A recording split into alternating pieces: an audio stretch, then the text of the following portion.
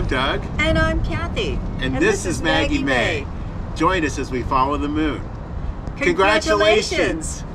Whether you are getting a new RV or a pre-owned RV, when you sign your name on the dotted line, it's not over yet. There's lots of things for you to do, to check on, and that you may want to add to your RV arsenal. So we're going to show you a few things today that we're getting started with an RV or switching to a different RV are very important. Come along. Tires are one of the most important parts of your RV. They're what keep you safe as you roll down the road. Checking your inflation is important. Tire pressure monitors are important. And we have tire pressure monitors on all 10 tires. The 4 on the car, the 6 on the coach. But the thing that's most important are the tires themselves. When we bought this rig, the tires were within 4 weeks of being 7 years old, and the dealer was going to sell it with those tires had we not checked them. Always look for the date code. You'll see them stamped on the side of the sidewall. It's a 4-digit code. The first 2 numbers are the week, and the last 2 numbers are the year that those tires were produced. At 5 years old, your tires start to age out. It's recommended, if you're going to keep your tires more than 5 years, to always have them inspected at least annually through the 6th and 7th year. By the 7th year, it's time to replace them. Also, if you're only going to do part of your tires, the fresh tires always need to be on your steer axle on the front if it's a drivable. If you have a towable, most of them have spares. Always remember to rotate it in and make sure that you're checking the tire pressure on that too. You can use a tire pressure monitor sensor on that spare and save yourself from crawling under the coach quite so often. If you're new to the coach and you don't know what the recommended tire pressure is for the weight of your coach, have your coach weighed so you can find out for sure how much weight is on the front and the rear axle. And whether you're with Bridgestone, Michelin, or Toyo, they have charts available online. Just Google RV tire inflation for that particular brand, and you'll get a chart that will tell you for the weight that you're carrying on each axle how much air pressure you should have. And don't forget, when you find out your right tire pressure, come inside and change the tire pressure in your tire pressure monitoring system for the lowest allowable and the highest allowable. That way you'll be safe on the road. One other thing that only takes just a few minutes to do is take some lubricant that's made for your slide seals and rub that across your slide seal, as well as rubbing it underneath your slide seal. It'll make your slide seals last a lot longer, and it will help them come back out and go back in without bending and crimping. One of the first things we always put on our RV are snap pads. These things will help you from sinking down into soft sand. They're wider than your pad, so it disperses the weight over a larger area, and you just can't beat them. It's one of those things that make your jacks fully automatic. And this is the only item on the video today that we do have a discount code for.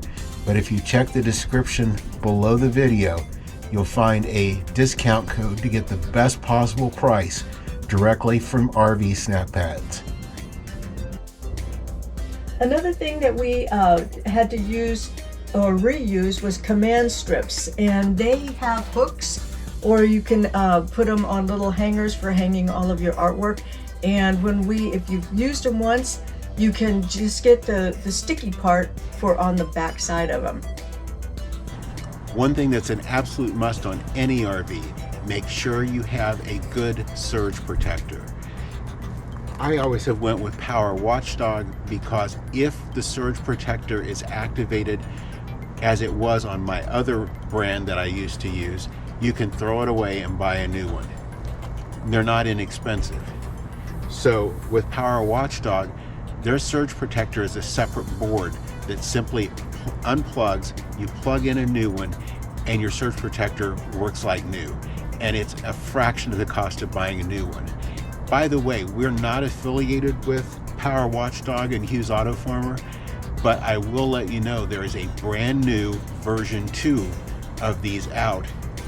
We've got the EPO that automatically will shut off the power if there's a voltage problem sensed or a ground problem sensed. But the new one is Wi-Fi enabled. So it will alert you on your phone no matter where you are. You can also, from their app, turn it back on no matter where you are. It's a couple of dollars more, very little more than what the regular one is, but the version 2 is definitely the one to go with. In the category of you never need it until you need it, I found it's always a good idea to have a RV extension cord. 30 amp if your rig's a 30 amp or 50 amp if your rig's a 50 amp. We just went from a 30 amp to a 50 amp and I had to go out and get a new one. 50 amp extension cords tend to be pretty expensive. A 30-foot extension cord was running about $160 anywhere I looked for it. But I did find a 15-foot heavy-duty 50 amp for half the price. I think it was $83. So 15 foot's probably all I'll ever need, so I'm going to bank on that. Another thing that's always important to check is to make sure the caulking around the showers, around your sinks, any place that needs to be watertight, that the caulking is good. It will degrade over time. Sometimes we've seen them brand new on the lot that they've missed the caulking. We had a coach that the shower leak the first morning we used it had never been caulked. So don't always assume, check it out. One thing you'll definitely want before you hook your coach up to water is a good, reliable pressure regulator. And I use my pressure regulator attached to a Y. I have my outdoor hose that I leave out all the time for cleaning the motorhome, cleaning the grill, and then my fresh water running off through the pressure regulator. I also use quick disconnects on all the fittings, so when it comes time to set up, it's just a matter of popping in the connections and you never have to worry about leaks. If you're buying a brand new RV, always check your water filter canister if it's equipped with one, because those normally come through empty. There's no filter in them. If you're buying a used one, they may have taken out the old filter and thrown it away and left it empty, or you might be in for a surprise. Either way, be sure if you have a whole house water filter built into your rig, make sure you check that and put a new filter in. And don't forget, when you're doing your water filters, most residential refrigerators have a water filter in them. So don't forget to change that too. And while we're in the refrigerator, these little things are great. They're spongy and you can get them at any of the camp stores. And they're great for putting, lining the shelves. It keeps things from sliding around, and they're also good in your cabinet. So be sure that you've either picked up or reused the ones you had. One other part of your maintenance routine, and something to do especially if you're getting a pre-owned coach with a residential refrigerator, there's a little panel at the bottom of this. It's held in with 2 screws. Take those 2 screws out, get a vacuum, and vacuum out the coils at the bottom. That can really lengthen the life of your refrigerator, save you on service calls down the road, and it literally takes 2 minutes to do. One thing we found very important is having a dash cam. We have ours mounted just inside, and that dash cam saved us on our first trip in our last RV when we were a victim of a hit and run. It only did a little bit of damage to the glass on the mirror, but without that, we would never have known who caused it, and we would never have been able to have gotten them to pay for it.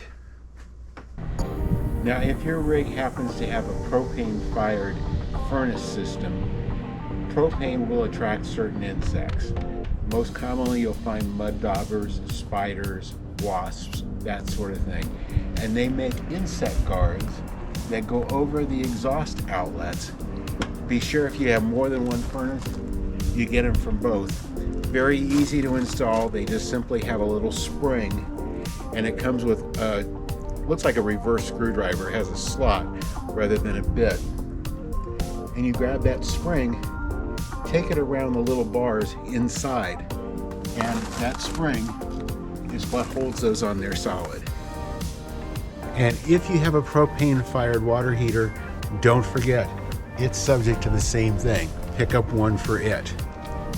Another thing you'll want to watch with your water heater, whether it's brand new off the lot or whether it is one that you've purchased pre-owned, is the anode rod, if it's a tank type water heater.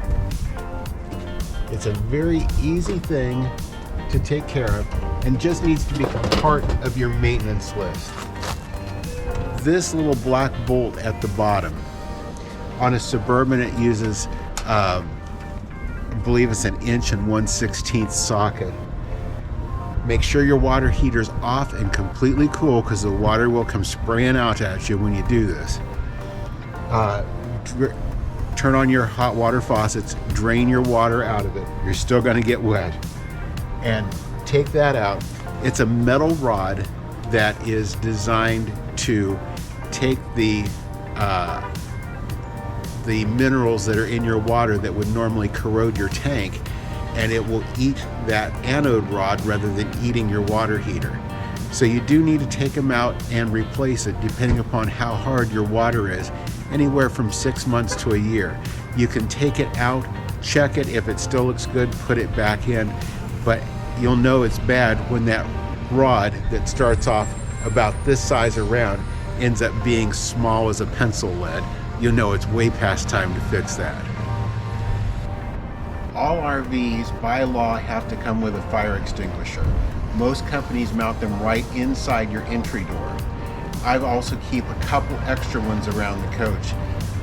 For the outside, I always keep mounted right inside the compartment where my propane tank is. And the reason it's there, the propane door never had a lock on it. So no matter what, you can always get in and access it, whether you're having problems with a campfire or another issue around your rig. It's always good to be able to grab one of these in a hurry. And I always mount a second fire extinguisher right beside the bed. So if a fire would break out during the night, there's always one handy. One thing we always try to do first thing is put on the carpeted step protectors, because they not only protect the inside of your coach from dragging debris inside and on the floors, but they're black metal, and when the sun hits them, they can get awfully hot. And especially if you are one of those households with little paws that go up and down those steps, you'll want to make sure that you don't burn those pads. And while you're doing the step covers, be sure to get out the T9 bow shield and spray all the pivot points on your steps. It'll make them last a lot longer. It'll make them much quieter. You'll be glad you did it. Something we've done on a couple of our RVs is gotten a magnetic doorstop. It's great because if your rig isn't perfectly level, sometimes your door will swing and not be in the position where you want it. With a magnetic doorstop, you can open it and leave it. Whether it's a new or a pre-owned RV, it's important to always check your roof. This coach has a one-piece fiberglass roof, but check down along the rain gutters, the roof rails along the side. Check where your back cap and the front cap meet the roof, and also check all the other little boxes that are on your roof, whether it's your vents, whether it's your Wi-Fi extender, whether it is satellite, whether it's air conditioners. Always check to make sure your roof is watertight. One other thing to be sure to check, whether it's a new or a pre-owned RV, is your air conditioner filters.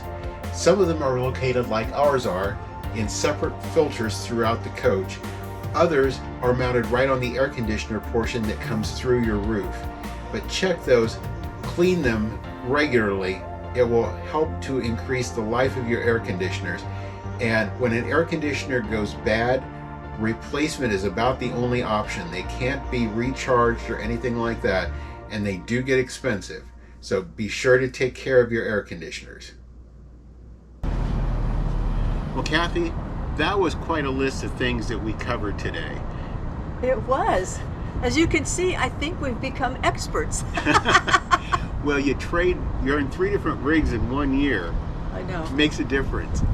But we also went from a 50 amp diesel pusher to a 30 amp Class C, and then back to a 50 amp gas coach. So the things that we got rid of on one coach, we ended up having to get back again. So yeah, we got real good at this whole trading out equipment thing. That's right. We hope what we've shared with you today will help. It'll give you at least a little bit of a checklist of things that you want to consider. And if you found the video helpful today, leave us a thumbs up. We sure appreciate it. If you haven't already subscribed, watch for the dot in this corner as the video ends. You can click on that dot, you can ring the notification bell, and you'll know when every one of our videos come out. And thank you for following us as we follow the moon.